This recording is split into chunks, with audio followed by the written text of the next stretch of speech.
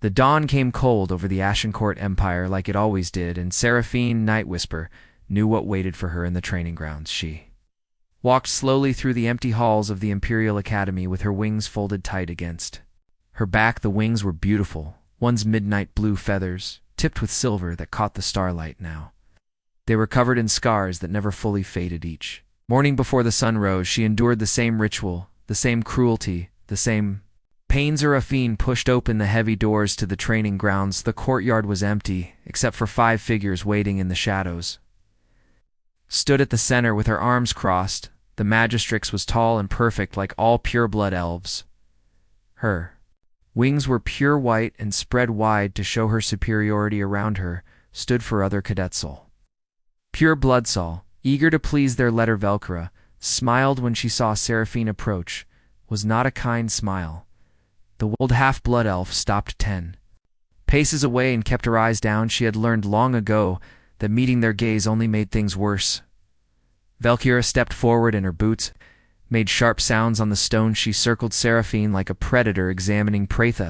Other cadets laughed. One of them activated the enchanted shackles. The magic bands flew through the air and wrapped around Seraphine like silver snakes. They clamped onto her wrists and ankles and then pulled tight. Seraphine gasped as she was yanked forward and forced to her knees. The shackles dragged her wings outward and locked them in place. She could not fold them, could not protect them, could not move at all. Velcora knelt beside her and grabbed one wing. Ruffles and bit her lip to keep from crying out. The Magistrix found the joint where bone met bone and pressed her thumb against it. Magic flowed from her fingers, cold and sharp like ice daggers. The bone cracks her ophany could not stop the scream that tore from her throat. The sound echoed across the empty training grounds, but no one came. No one ever came. The Academy Masters knew what happened here. They did not care. Half-bloods had no rights in the Empire, no voice, no protection. Velka moved to the next joint and broke that one too. Then the next and the next. By the time she finished with both wings, Seraphine was sobbing. The pain was blinding, white-hot agony that shot through her entire body with each breath. Pure-blood cadets watched with cold satisfaction. This was entertainment to Thema, way to prove their superiority over tainted blood. Velcora stood and wiped her hands on her uniform, as if touching Seraphine had dirtied them. She turned to leave, but paused. She looked back. With that terrible smile. Tomorrow, she said. Same time. The shackles released and Seraphine collapsed onto the cold stone. Her wings hung at twisted angles, useless and broken. She heard a small cry from nearby. Ember emerged from behind a pillar where he had been hiding. The dragon was no larger than a hunting dog. His scales were dull red like dying embers in a fireplace. He limped towards Seraphine on legs that were too small for his body. His clutch had rejected him, called him a runt, worthless, just like they called Seraphine worthless. The dragon pressed his warm snout against her cheek. Small wisps of smoke curled from his nostrils. He wanted to protect her, wanted to burn the ones who hurt her. But he was too small, too weak. Just like her, Seraphine wrapped her arms around Ember and held him close. They stayed that way until the pain faded enough for her to stand. By nightfall, her wings would heal. The bone would knit back together through the dark magic that marked her as half-blood. Bee.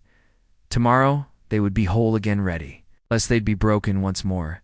This was her life. This was all she had ever known. She limped back toward the dormitory with Ember walking beside her. The sun was rising now. Their students would be waking soon. They would see her stumbling with her broken wings. They would whisper and point and laugh. No one would help. That afternoon, Seraphine was summoned to the High Council chamber. She went with dread coiling in her stomach. The council never called for her unless they wanted her to do something dangerous. The chamber was vast, with a ceiling that seemed to touch the stars themselves. 9 elven lords sat on thrones of crystal and light. They looked down at her with expressions of cold disdain. High Commander spoke. His voice echoed through the chamber like thunder. A human vessel had crashed in the Thornwood forest. Primitive aliens from beyond their borders. The council wanted them captured, questioned, executed. Seraphine would join the recovery team, not as a soldier, as bait. If there were dangerous creatures in the forest, she would draw them out. If there were traps, she would trigger them. If there was death, she would meet it first. She bowed low and accepted the assignment. What choice did she have the next morning? She gathered her few belongings, worn paquet, dull blade her academy uniform that never quite fit right, and Bor insisted on coming. She tried to leave him behind, but the dragon refused. He clung to her shoulder and wrapped his tail around her. "I'm fine," she told him, "but stay hidden, stay safe." The recovery team assembled at the forest edge of Elcora led them. Of course, the Magistrix had volunteered for the mission. She wanted to be the one to capture the primitive humans wanted. The glorious Seraphin stayed at the back of the group as they entered the Thornwood forest. Was ancient and dark trees grew so tall, their tops disappeared into mist. The air smelled of moss and decay. Something felt wrong. The forest was too quiet. No birds sang, no animals moved through the undergrowth. Even the wind seemed to hold its breath. They walked for hours, following the path of destruction the crashed vessel had carved through the trees. Broken and cheese-scorched earth, the smell of burning metal. Then they saw it, the human ship, or what was left of it. The vessel had torn itself apart on impact, metal twisted into impossible shapes. Fires still smoldered in place, and in a small clearing beside the wreckage stood a lone human. She was small compared to the elves. Her skin was darker than theirs. Her hair was black and cut short. She wore strange clothing covered in pockets and tools. In her hand she held a piece of sharp metal torn from the ship hull. Behind her were 6 mounds of fresh earth graves. The human had buried her. Dead Valkyra stepped forward with her hand. Raised magic crackled between her fingers. She demanded the human surrender. The primitive alien was trespassing on Imperial land. She would be taken for questioning, executed as law demanded. The human looked at Valkyrathon, at the other pureblood soldiers. Then her eyes found Seraphine standing at the back. Humans stared not with disgust like the elves did, but with something else, recognition. Maybe understanding grew impatient. She ordered Seraphine forward, told her to subdue the human. Seraphine walked slowly toward the strange alien, her broken wings from that morning still ached. The human watched her approach. Then the human spoke in broken Elvish. She said, "They hurt you not." Question a statement. Seraphine froze. No one had ever said those words to her before. No one had ever acknowledged her pain. That human raised the metal shard, but not at Seraphine yet. Valkyrish said, "Not anymore." Valkyra laughed at the human's words. The sound was cruel and sharp, like breaking glass. Magistrix stepped forward with magic building around her hands. She would teach this primitive creature respect. She would show it the price of defiance. But the human did not back down. Her name was Maya Brooks. Though Seraphine did not know that yet, Maya stood her ground with the hull plating held like a shield. Her stance was wrong for combatant practiced, but her eyes were steady. Valkyra raised her hand to strike not at Maya, at Seraphina. This was how the purebloods worked. They punished the weak to control them. The magical bolt flew through the air, aimed at Seraphina, moved faster than thought. She threw herself between them and raised the metal plate. The magic hit the whole plating and scattered into sparks. The force of it knocked Maya backward, but she stayed on her feet. Valkyra stared in shock. Human had just blocked her magic. Primitive alien had just protected a half-blood Magistrix, snarled and gathered more power. This time, she would not miss. This time, she would kill them both. Maya did not wait for the second strike. She charged forward with the metal plate held high. Valkyra was so surprised she did not react fast enough.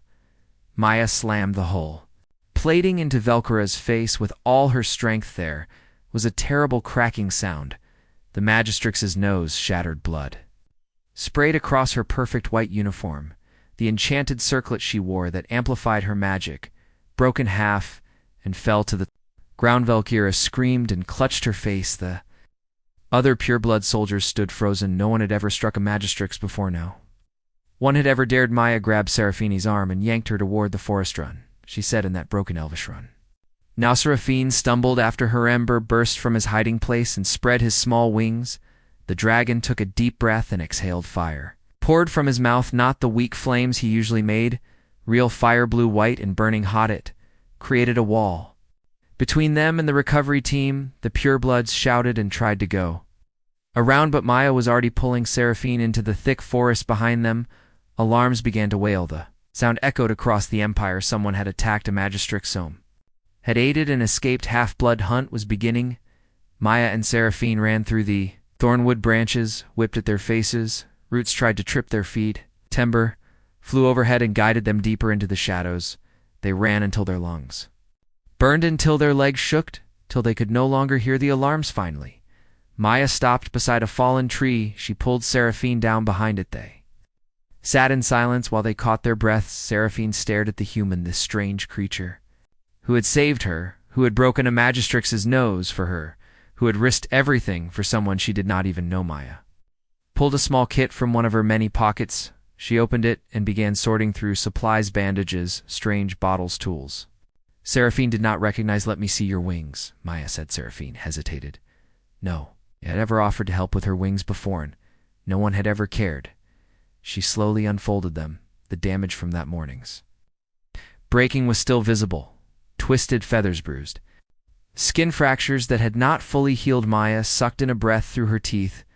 She reached out slowly and gently touched the damaged areas. Her fingers were warm and careful. "Who did this?" she asked. Seraphine told her about Velkara, about the daily torment, about how half-bloods had no rights in the Empire, about how this had been her entire life for as long as she could remember. Maya listened without interrupting. Her jaw got tighter with every word. When Seraphine finished, Maya was quiet for a long moment. Then she said, "Where I come from, we have a saying: we do not let bullies win." She began cleaning the wounds with supplies from her kit. Seraphine winced, but did not pull away. The medicine stung, but Maya worked quickly and efficiently. As she worked, she talked. She told Seraphine about Earth, about humanity, about how humans had started in caves with nothing. They had no magic, no wings, no natural weapons, just stubborn determination and refusal to give up. They had climbed from those caves to the stars. They had failed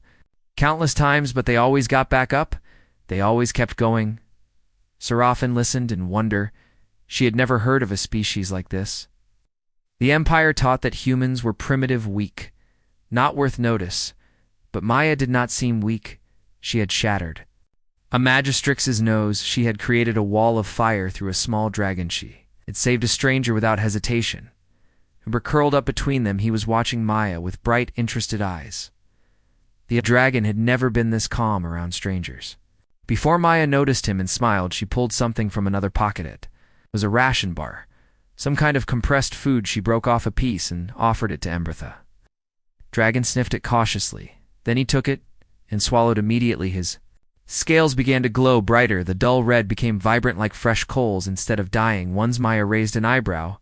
"Interesting," she said. She gave him another piece. This time Ember's whole body seemed to shimmer. He made a happy rumbling sound deep in his throat. Seraphine had never heard him make that sound before. "What is in that food?" she asked Maya. Shrugged her eyes. "Minerals, proteins, vitamins, stuff from Earth." "Well, maybe your little friend here needed something that is not in the Empire. Maybe he is not." A runt, at all just malnourished. Timber tilted his head as if considering this. Then he demanded another piece of the ration. Maya laughed and gave him the rest. As night fell, they made a small camp. No fire, too dangerous. Hunting parties would be looking for them. Maya wrapped a thin blanket around Seraphine's shoulders.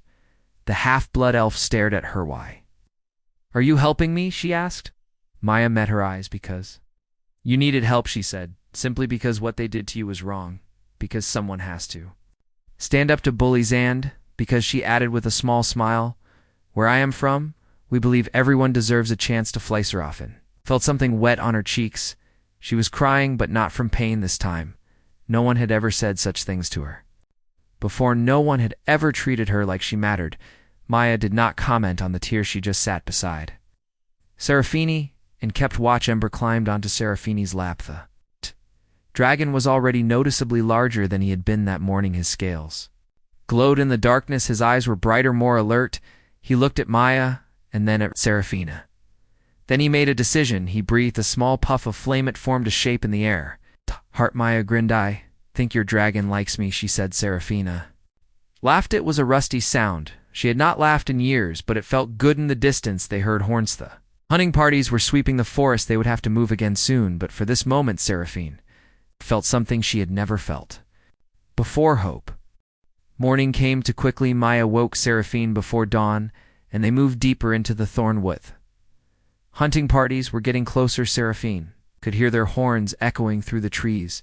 She knew how the purebloods hunted. They would spread out in a wide net. They would use tracking magic. They would not stop until they found their prey. Maya led them to a rocky area where the ground was too hard to leave track. She moved with purpose, like she had a destination in mind. Seraphine followed and trusted this strange human who had changed everything. Ember flew overhead and scouted the path ahead. The dragon had grown. Again, overnight he was now the size of a large wolf. His wings were stronger. His fire burned hotter. Whatever was in those human rations was transforming him. After hours of walking, Maya stopped at a cliff face. She ran her hands over the rock looking for something. Then she found Ida. Hidden entrance covered by vines. Inside was a cave system mold and forgotten. Maya pulled out a small device that created light. The beam cut through the darkness and revealed ancient wall. Seraphine gasped. There were carvings on those wall symbols. She recognized Delvin's script, but mixed with something else, something that looked like human writing. Maya studied the carvings with intense focus. She pulled out another device and began taking pictures. "What is this place?" Seraphine asked. Maya did not answer right away. She was too busy examining the walls. Finally, she turned around, and her expression was troubled. "I think," she said slowly, "that humans have been here before, long ago. These carvings show elves and humans working together, building things, creating technology. But something happened, something bad." The images on the wall told a story. Humans and elves had once been allies. They had shared knowledge, combined human innovation with elven mysticism together. They had created wonders, great machines that looked like magic ships that could cross galaxies, power sources that drew energy from stars. But then there was a gap in the story, missing sections, damaged carvings. When the images resumed, everything had changed. Humans were gone, the elves were alone, and the technology they had built together was failing. Maya pointed to one particular carving. It showed what looked like a power core, the same kind that fueled the Empire's greatest weapons, but the design was human, not elven. "Your cosmic magic." "Seraphine," she said, "I do not think it is magic at Ali. Think it is human fusion technology. The elves forgot how to maintain." Seraphine felt the world tilled everything she had been taught. Everything the Empire claimed, all of it was a litha. Purebloods were not blessed by cosmic forces. They were using stolen human technology they did not understand. It was failing. That was why the Empire was becoming more desperate, more cruel. They could feel their power slipping away, but they did not know how to stop it. Maya sat down heavily on a rock. "This changes everything," she said. "If the Empire finds out that humans know the truth, if they realize their cosmic magic is just our old tech." She did not finish the sentence. She did not need to. They heard a sound from outside the cave. Voices. The hunting party had found them. Maya grabbed Seraphine's hand and pulled her deeper into the cave system. A member followed with his scales glowing bright enough to light their way. The voices grew louder. Magic crackled in the air as the purebloods searched for their trail. Cave system twisted and turned. Maya navigated it like she could read some invisible maps. Seraphine realized the human was following the carved symbols. They were instructions, directions. Path. Finally, they emerged in a huge underground chamber. In the center was a massive machine. It was ancient, but still humming with power, still active after all these centuries. Maya approached it slowly.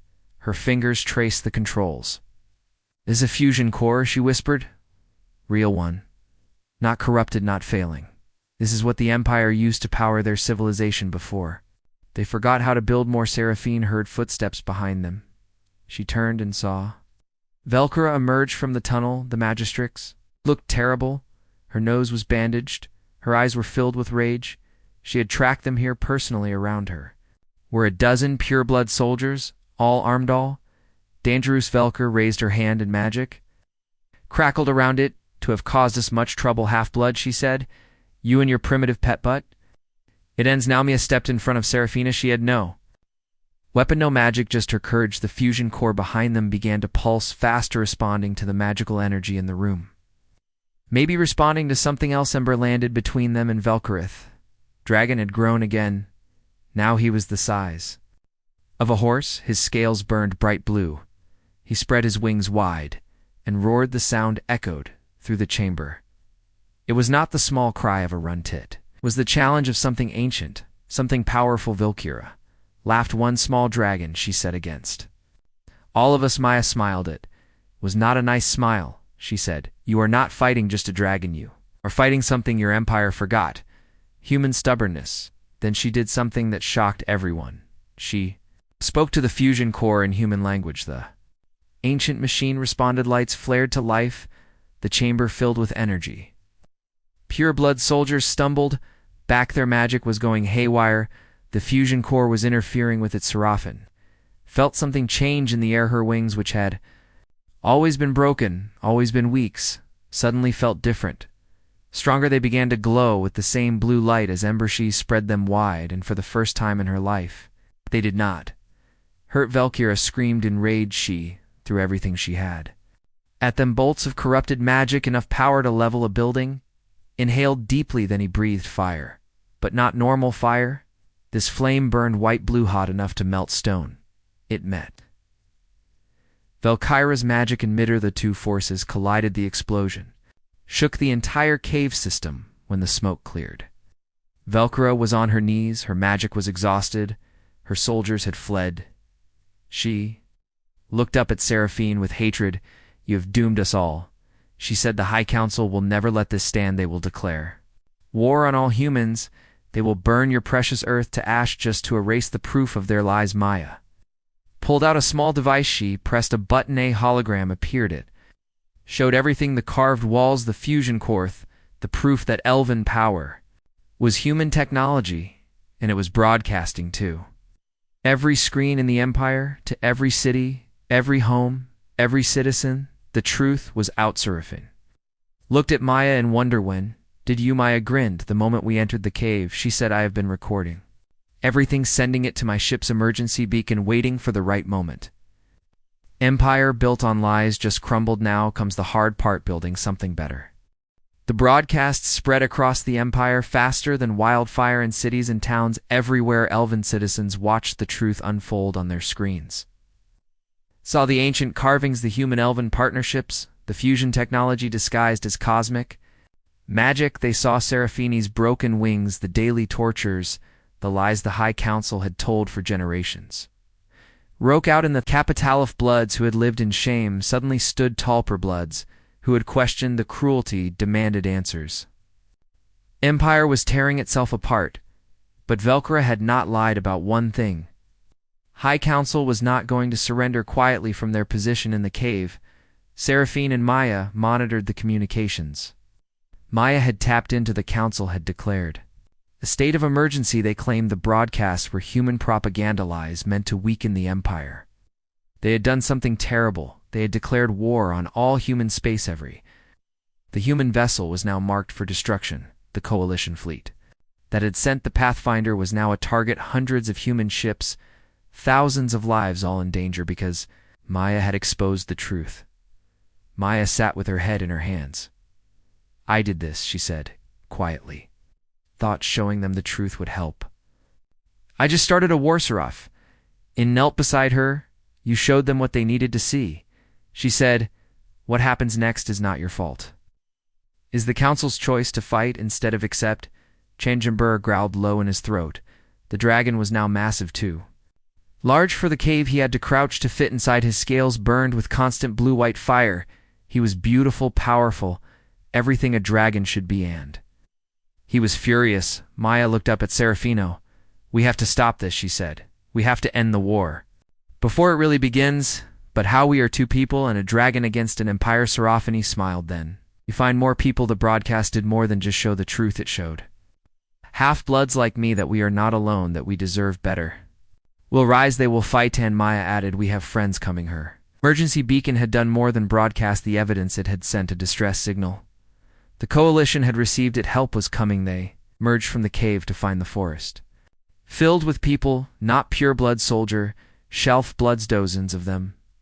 Some were academy students who had fled, others were servants who had abandoned their posts. All of them had seen the broadcast. All of them had decided to stop accepting their fate.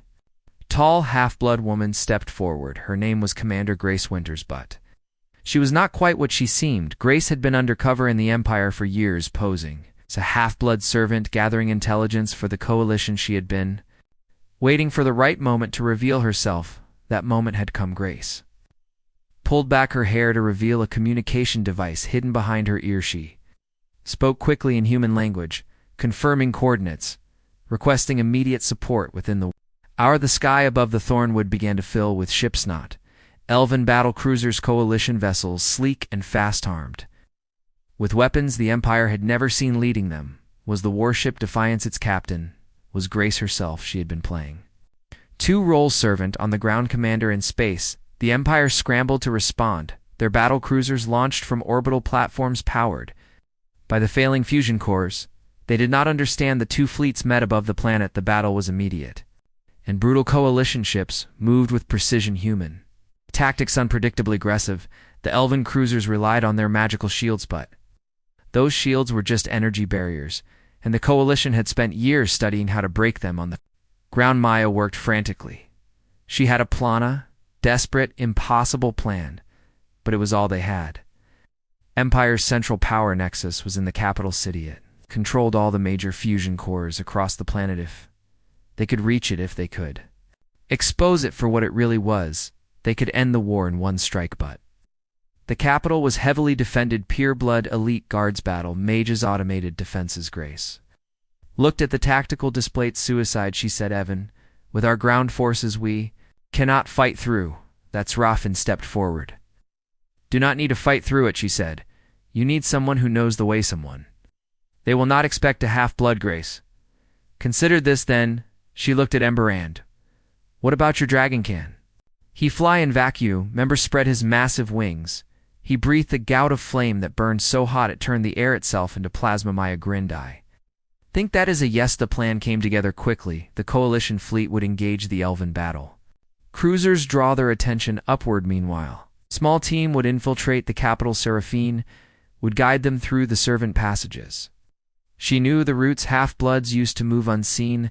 They would reach the central nexus. Maya would expose it, show every citizen what their cosmic power really was.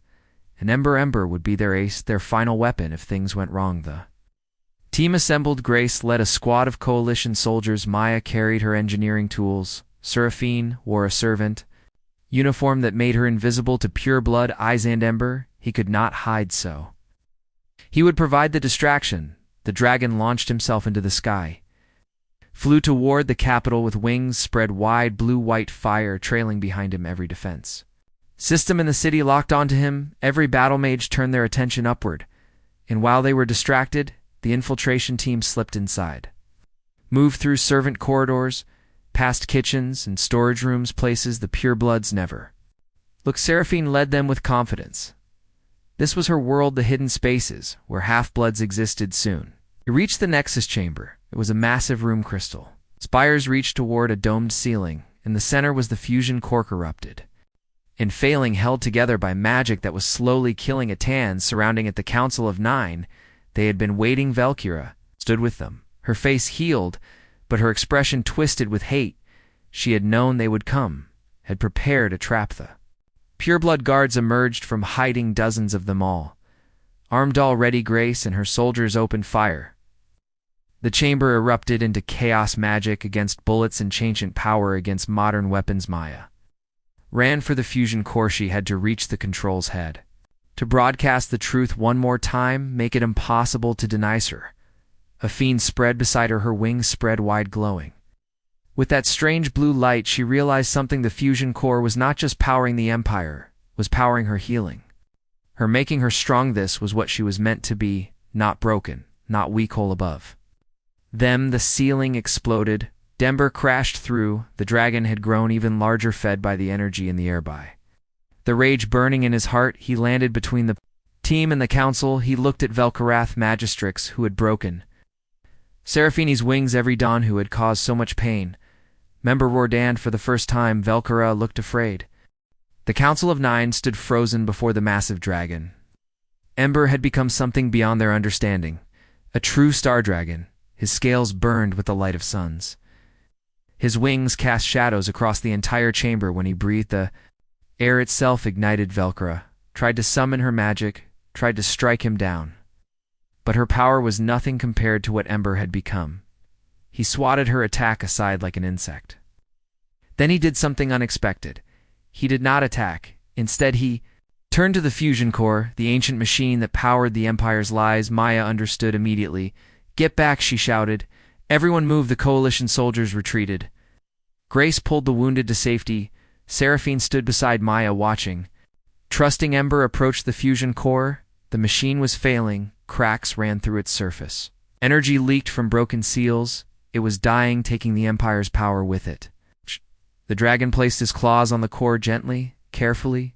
Then he began to absorb it. The energy flowed into him like water. Blue-white light filled the chamber. It was blinding, beautiful, terrifying. The council members screamed. They could feel their power draining away everything they had built, everything they had stolen. It was leaving them, flowing into a dragon they had considered worthless. Ember grew brighter. Hotter for a moment, he became pure light, pure energy. A star contained in flesh and scale. Seraphine felt tears on her face. Her bond with Ember burned like fire. She could feel what he felt, the pain of absorbing so much power, the determination to protect her. The love that had grown between a broken elf and a rejected dragon. The light reached its peak, then slowly began to fade when it cleared Ember. Stood transformed, he was enormous, ancient. His scales were like galaxies. His eyes held the wisdom of stars. He looked at Velcra.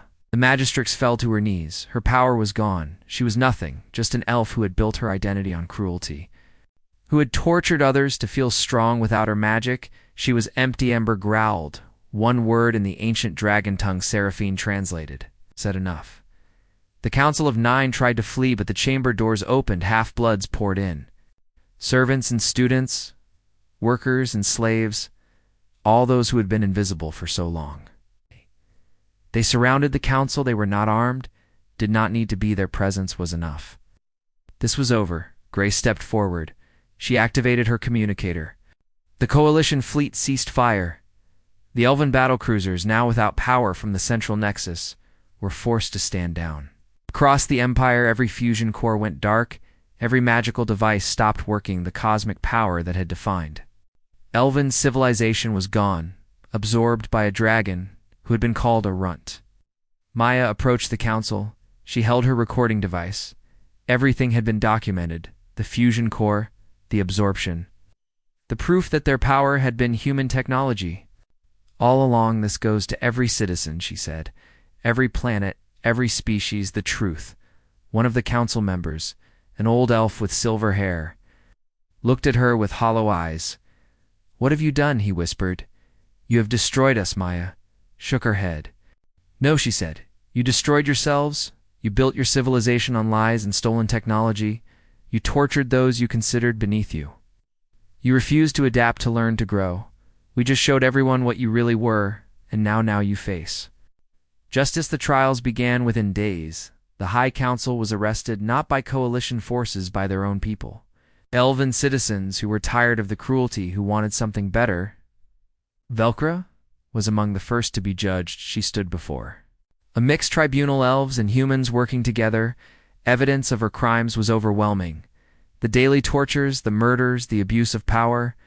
She was sentenced to exile, stripped of her title, her wealth, her status. She would live as the half-bloods had lived, invisible, powerless, forgotten. The Empire itself began to transform. Cities declared independence, formed councils with both purebloods and half-bloods. Humans were invited as advisors, partners, friends. The Coalition sent engineers to help restore the fusion cores, to teach the elves how to maintain them properly, to rebuild together what had been broken by lies. Maya became the chief liaison. She worked with Seraphine to create new treaties, new understandings. They established the Thornwood Accords, named for the forest where a human and an elf had first chosen defiance. The Accords guaranteed rights for all pure blood and half-blood alike, human and elf working as equals. Seraphine herself underwent a transformation. Her wings healed completely, the scars faded, they became beautiful again. Midnight blue and silver, strong and whole. She began training other half-bloods, teaching them to embrace their heritage, to see their mixed blood as strength, not shame. Ember remained with her. Always the great star dragon had bonded to her completely. He was large enough now to carry dozens of people. Strong enough to cross between stars together, they traveled the former empire, visiting cities that had once shunned half-bloods. Now they were welcomed as heroes. As symbols of change, Maya was offered a promotion, captain of her own exploration vessel, a chance to chart new territories. Find new worlds, but she had one condition. Seraphine had to come as first officer, the elf. Woman who had never been allowed to choose anything, who had never been wanted, said yes without hesitation. Their ship was called the New Dawn. Its crew was mixed humans and elves, purebloods and half-bloods, all working together on the anniversary of their first meeting. Maya and Seraphine returned to the Thornwood, to the clearing where Maya had shattered Valkyra's nose, where everything had changed. They stood before the graves Maya had dug for her crew. Seraphine placed flowers on each mound. "Thank you," she said quietly, to these humans she had never met, who had brought Maya to her, who had started the chain of events that freed an empire. Maya stood beside her. Their hands found each other, fingers intertwined. "You know what I learned, Seraphine?" asked Maya, smiled. "What bullies only win if no one fights back, and humans always fight back." Above them, Ember circled. His wings blotted out the stars. He roared, not in pain, not in fear, in pure joy. The sound echoed across the galaxy, a declaration, a promise that broken wings could heal, that runts could become legends, that one person standing up could change everything. The dawn came. But for the first time in her life, Seraphine did not wake to pain. She woke to hope, to friendship, to freedom. Her wings spread wide, whole and strong, and she flew.